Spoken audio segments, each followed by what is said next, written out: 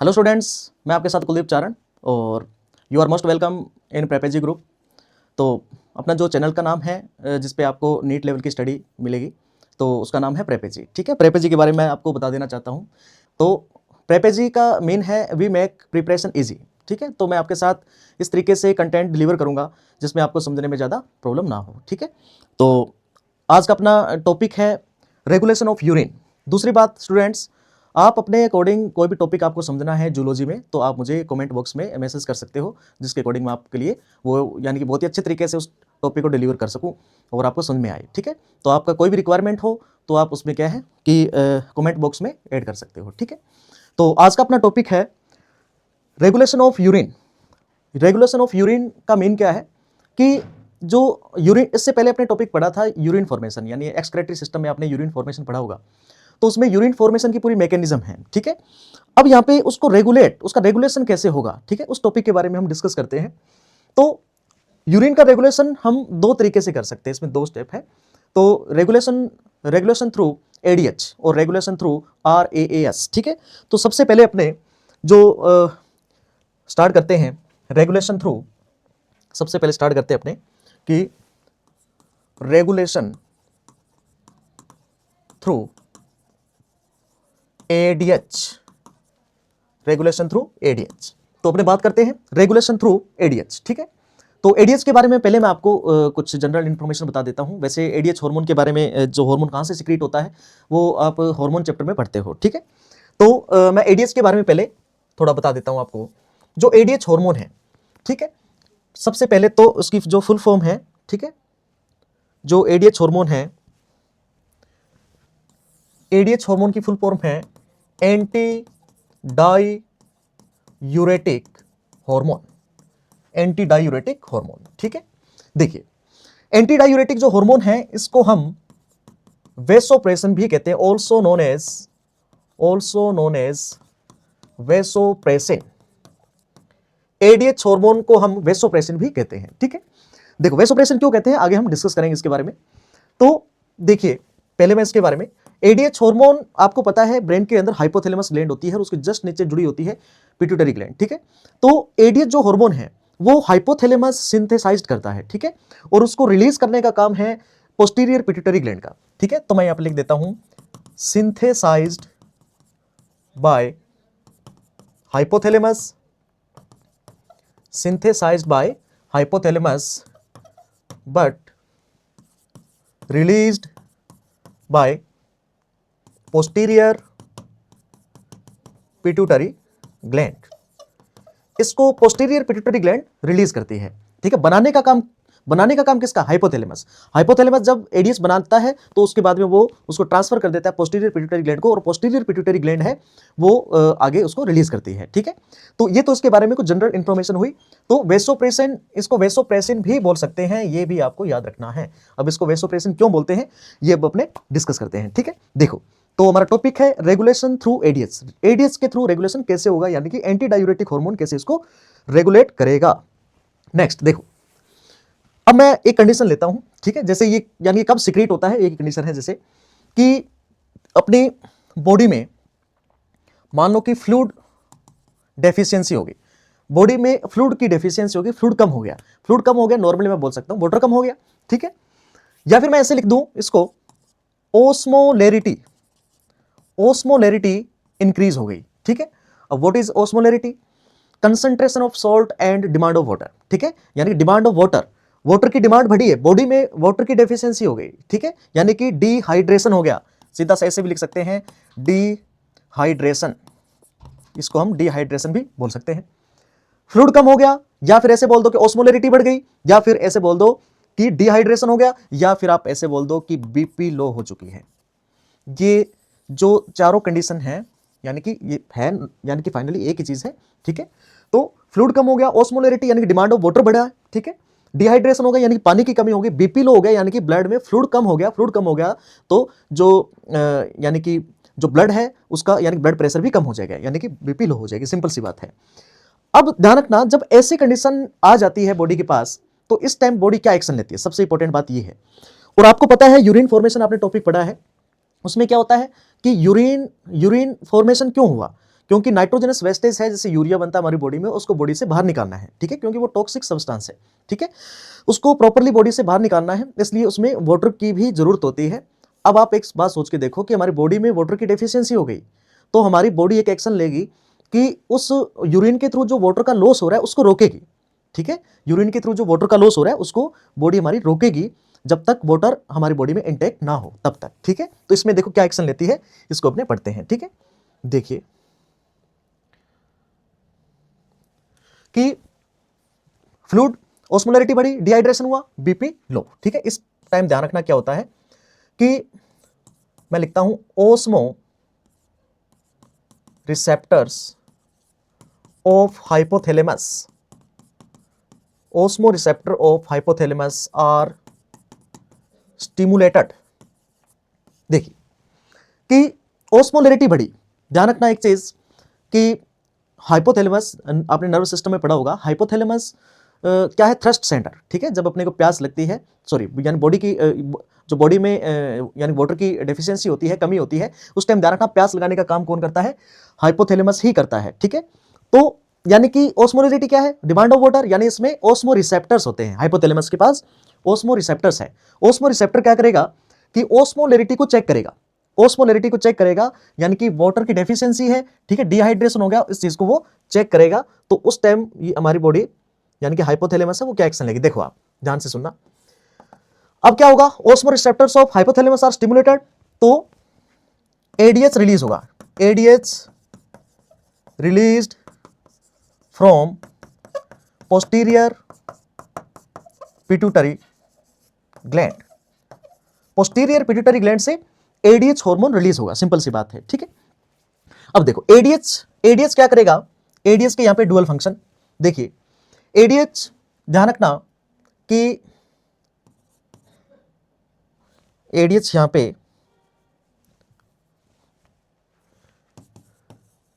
Reabsorption of water from DCT. देखो DCT आपने nephron, जो नेफ्रॉन होती है structural and functional unit of kidney, जिसमें यूरिन फॉर्मेशन होता है, तो उसमें जो डीसीटी पार्ट है, ठीक है, डीसीटी पार्ट से ध्यान रखना वाटर को रीएब्जॉर्ब करेगा। क्यों करेगा रीएब्जॉर्ब, क्योंकि हमारी बॉडी में डिहाइड्रेशन हो चुका है, डिहाइड्रेशन हो गया हमारी बॉडी में, यानी फ्लूइड की डेफिशिएंसी, फ्लूइड कम हो गया, यानी कि वाटर कम है, ठीक है। इसलिए हमारे जो सेंटर है बॉडी के कुछ, जैसे ओस्मो रिसेप्टर हाइपोथैलेमस है, ये जो स्टिमुलेट हुआ है, इसको पता चला है कि वाटर कम है, इसलिए ध्यान रखना उसको पता है कि जो वाटर का लॉस हो रहा है यूरिन से, क्यों ना हम एक बार जब तक बॉडी में वाटर ना आए तब तक हम डीसीटी पे जाके बैठ जाएं और वहां से वाटर को रीअब्जॉर्ब कर ले, जिससे हमारी बॉडी को नुकसान ना हो, ठीक है। तो reabsorption of water from DCT, DCT से वाटर को रीअब्जॉर्ब करेगा। देखो आप कितना शानदार सिस्टम है बॉडी का, कि बॉडी यानी कि बॉडी को कितनी टेंशन है अपनी, ठीक है, जिससे क्या है हमें टेंशन नहीं है। देखो कि हमें कम से कम 8 से 10 ग्लास पानी पीना चाहिए दिन में, पर डे, ठीक है पर डे मतलब 12 घंटों में, ठीक है, 8 से 10 ग्लास पानी पीना चाहिए। क्यों, क्योंकि बॉडी को कोई नुकसान ना हो। अब देखो हमें अपना ही ख्याल नहीं है, ठीक है, तो फिर बॉडी यानी कि अब हमें अपना ही ख्याल नहीं है, बॉडी को देखो कितनी टेंशन है कि उसको पता चला उसके पास रिसेप्टर्स है, ठीक है, और वो डीसीटी पे बैठ गया कि जब तक वाटर ना आए तब तक मैं यहां से रीअब्जॉर्ब करूंगा, ठीक है, यानी कि यूरिन फॉर्मेशन कम हो जाएगा, सिंपल सी बात है, यूरिन वॉल्यूम डिक्रीज हो जाएगा। देखो अब देखिए साथ में इससे क्या होगा, देखो इससे होगा कि urine volume decrease, urine volume decreases, ठीक है, यूरिन वॉल्यूम यहां पे डिक्रीज हो जाएगा, और साथ में क्या होगा कि ओस्मोलैरिटी नॉर्मलाइज्ड, ठीक है, ओस्मोलैरिटी नॉर्मलाइज्ड हो जाएगी, ठीक है। नेक्स्ट एडीएच को हम वेसोप्रेसिन भी बोल सकते हैं, वेसोप्रेसिन, एडीएच का एक नाम और क्या है, वेसोप्रेसिन, ठीक है। एडीएच यहां पे डुअल फंक्शन परफॉर्म कर रहा है, ठीक है, एक तो reabsorption of water from DCT, और साथ में ध्यान रखना कि जो एडीएच है ये वेसो कॉन्स्ट्रिक्शन की तरह काम कर रहा है, ठीक है। तो मैं यहां पे लिख देता हूं कोज वेसो कॉन्स्ट्रिक्शन, ठीक है। अब देखो इसका मतलब क्या है वेसो कॉन्स्ट्रिक्शन, ठीक है, यानी कि ये क्या है, वेसोप्रेसिन क्या है, वेसो कॉन्स्ट्रिक्टर, वेसो कॉन्स्ट्रिक्टर की तरह, ठीक है, वेसो कॉन्स्ट्रिक्टर का मतलब यानी कि कॉन्ट्रैक्शन करवाना, ठीक है, यानी कि ये ब्लड प्रेशर को बढ़ा देता है, ठीक है। ब्लड वेसल में यानी ब्लड प्रेशर है उसको यानी बढ़ा देता है, इंक्रीज कर देता है। यहाँ पे पहले इनिशियल फेज में क्या था, बीपी कम थी, ब्लड प्रेशर कम था, ठीक है। तो वेसोप्रेसिन ने क्या किया है, यानी कि ब्लड प्रेशर को बढ़ा दिया है, यानी कि यहाँ पे लिख देते हैं ऐसे कि बीपी नॉर्मलाइज्ड, ठीक है। बीपी क्या हुई यहाँ पे, नॉर्मलाइज्ड, ठीक है। तो बीपी यहाँ पे नॉर्मलाइज्ड हो गई, ठीक है। तो यानी कि बीपी डिक्रीज थी, अब इंक्रीज हुई है, यानी कि इंक्रीज कहां तक, ये नॉर्मलाइज्ड हो गई, ठीक है। अब देखो एक काम और क्या होगा साथ में, यहां पे जो हाइपोथैलेमस में ओस्मोरिसेप्टर है, इससे क्या होगा कि स्टिमुलेट थ्रस्ट सेंटर, हाइपोथैलेमस में जो थ्रस्ट सेंटर है वो स्टिमुलेट होगा, ठीक है। तो उसके स्टिमुलेट होने से क्या होगा, हमें प्यास लगेगी, ध्यान रखना, इनटेक द वाटर, ठीक है। वाटर का इनटेक होगा, ठीक है, हम पानी पिएंगे, ठीक है, प्यास लगेगी पानी पिएंगे, ठीक है। पानी पिएंगे तो ध्यान रखना यहां पे more reabsorption of water in intestine, ध्यान रखना इंटेस्टाइन में क्या है, वाटर का रीएब्जॉर्प्शन ज्यादा होगा, इंटेस्टाइन ने वाटर को एब्जॉर्ब कर लिया है, तो ध्यान रखना ये जो वाटर है वो कहां जाएगा, ये जाएगा हमारे ब्लड में जाएगा। तो इससे क्या होगा बताओ, इससे यानी कि जो बॉडी फ्लूइड है वो बढ़ेगा, या फिर ऐसे बोल देते हैं नॉर्मलाइज्ड, ये नॉर्मलाइज्ड हो जाएगा, ठीक है। और यानी कि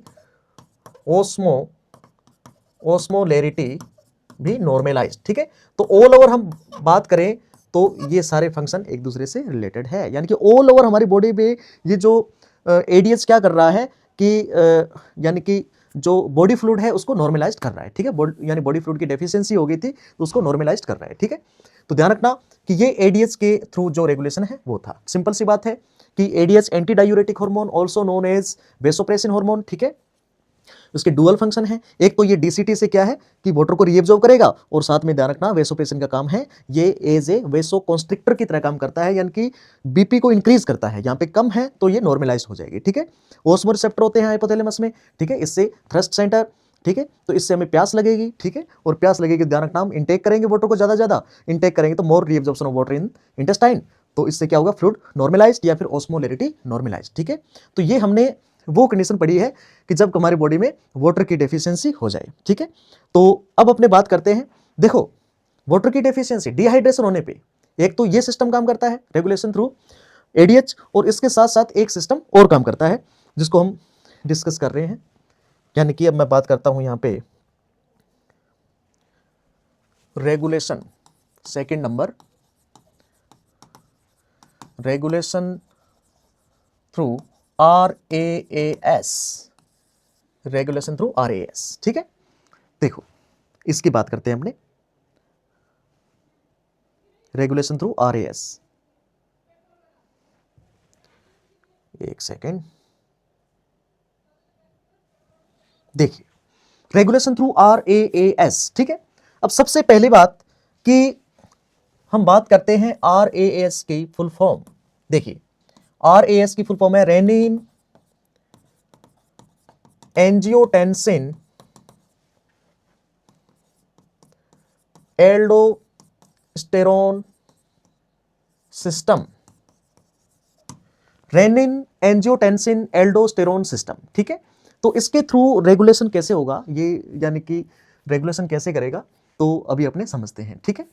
देखिए मैं इसको नेक्स्ट पेज पे लेके जाता हूं कि फिर वही कंडीशन, ठीक है, फिर वही कंडीशन कि एडीएच डेफिशिएंसी, सॉरी डिहाइड्रेशन हुआ, ठीक है। मैं सीधा लिख देता हूं यहां पे बीपी लो हुई, मान लो एक ही बात है, ठीक है, यानी कि फ्लूइड, बॉडी फ्लूइड कम हो गया, ठीक है, या फिर हम लिख देते हैं डिहाइड्रेशन, देखिए वही बात है सेम, डिहाइड्रेशन, ठीक है।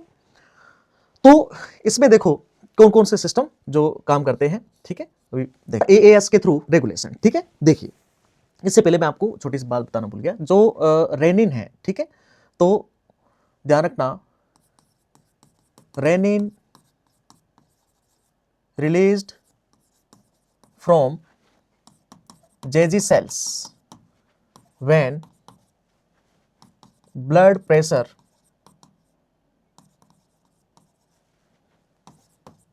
decreases, ठीक है। देखो कि रेनिन रिलीज होता है, रेनिन जो रेनिन है, रेनिन रिलीज होता है जेजी सेल से, ठीक है। जेजी सेल क्या है? जक्स्टा ग्लोमेरुलर सेल्स, ठीक है। तो इन आपने पढ़ा होगा पहले, तो इनसे क्या है? रेनिन रिलीज होगा, ठीक है। यानी कि जब डिहाइड्रेशन या बॉडी फ्लूइड कम होगा या फिर ब्लड वॉल्यूम कम हो जाएगा, यानी कि ब्लड प्रेशर, यानी मेन क्या है? ब्लड प्रेशर क्या हो गया? डिक्रीज। फ्लूइड कम हुआ यानी कि ब्लड प्रेशर डिक्रीज हुआ, ठीक है। तो जेजी सेल क्या करेगी? जक्स्टा ग्लोमेरुलर सेल्स करेगी, यहाँ पे रेनिन को रिलीज करेगी, ठीक है। तो ध्यान रखना कि यहाँ पे मैं लिख देता हूं कि स्टिमुलेट्स, इस कंडीशन में क्या होगा? Stimulates JG cells and they release renin, they release renin, ठीक है। तो यहां पे रेनिन रिलीज होगा, ठीक है। तो ये रेनिन को रिलीज करेगा। अब ध्यान रखना रेनिन क्या करेगा? सबसे बड़ी बात तो ये है कि रेनिन यहां पे क्या करेगा? देखिए ध्यान से सुनना इस चीज को। हमारे ब्लड में यानी कि प्लाज्मा में एक प्रोटीन होती है जिसका नाम है एंजियोटेंसिनोजन। क्या नाम है? एंजियोटेंसिनोजन, ठीक है। ये प्रोटीन है एंजियोटेंसिनोजन, ठीक है। तो रेनिन क्या करेगा? ब्लड प्लाज्मा के अंदर जो एंजियोटेंसिनोजन है इसको कन्वर्ट कर देगा एंजियोटेंसिन फर्स्ट, ठीक है। इसमें कन्वर्ट कर देगा और ये एंजियोटेंसिन फर्स्ट है, ये कन्वर्ट हो जाएगा एंजियोटेंसिन सेकंड में, ठीक है। रेनिन ने एंजियोटेंसिनोजन को एंजियोटेंसिन फर्स्ट में कन्वर्ट किया और ये फर्स्ट फिर कन्वर्ट हो जाएगा एंजियोटेंसिनोजन सेकंड में, ठीक है। अब देखो इससे क्या होगा? देखिए एंजियोटेंसिनोजन, ध्यान रखना कि इसके बारे में मैं लिखता हूं most potent vasoconstrictor in our body. ध्यान रखना एंजियोटेंसिन सेकंड ये मोस्ट पोटेंट वेसो कॉन्स्ट्रिक्टर है इन आवर बॉडी, ठीक है। हमारी बॉडी का जो मोस्ट पोटेंट यानी कि सबसे शक्तिशाली जो वेसो कॉन्स्ट्रिक्टर की तरह काम करता है वो है एंजियोटेंसिन सेकंड, ठीक है। तो ये एंजियोटेंसिन सेकंड ये क्या करेगा? सिंपल सी बात है, ब्लड प्रेशर को इंक्रीज करेगा या फिर मैं ऐसे लिख देता हूं कि नॉर्मलाइज्ड, ठीक है। यहां पे ब्लड प्रेशर कम हुआ, ठीक है। वहां पे क्या था? एडीएच किसकी तरह काम कर रहा था? वेसो कॉन्स्ट्रिक्टर की तरह काम कर रहा था और वो क्या कर रहा था? ब्लड प्रेशर को इंक्रीज कर रहा था या फिर यानी कि लो है तो उसको नॉर्मलाइज्ड कर रहा था, ठीक है। सिंपल सी बात ये है। अब देखिए आप, देखो साथ में जो एंजियोटेंसिन है, एंजियोटेंसिन सेकंड है, ये क्या करेगा? देखो कि ये यहां पे किडनी के ऊपर एक ग्लैंड होती है जिसका नाम है एड्रिनल ग्लैंड, ठीक है। उसके दो पार्ट होते हैं, एक तो कोर्टेक्स और मेडुला, ठीक है। तो ये ध्यान रखना कि release aldosterone from adrenal cortex, ये एड्रिनल कॉर्टेक्स से एल्डोस्टेरोन हार्मोन को रिलीज करवाएगा, ठीक है। तो एल्डोस्टेरोन हार्मोन का फंक्शन क्या है? एल्डोस्टेरोन जो हार्मोन है इसका फंक्शन है, ये करेगा कि reabsorption of water and Na sodium from DCT।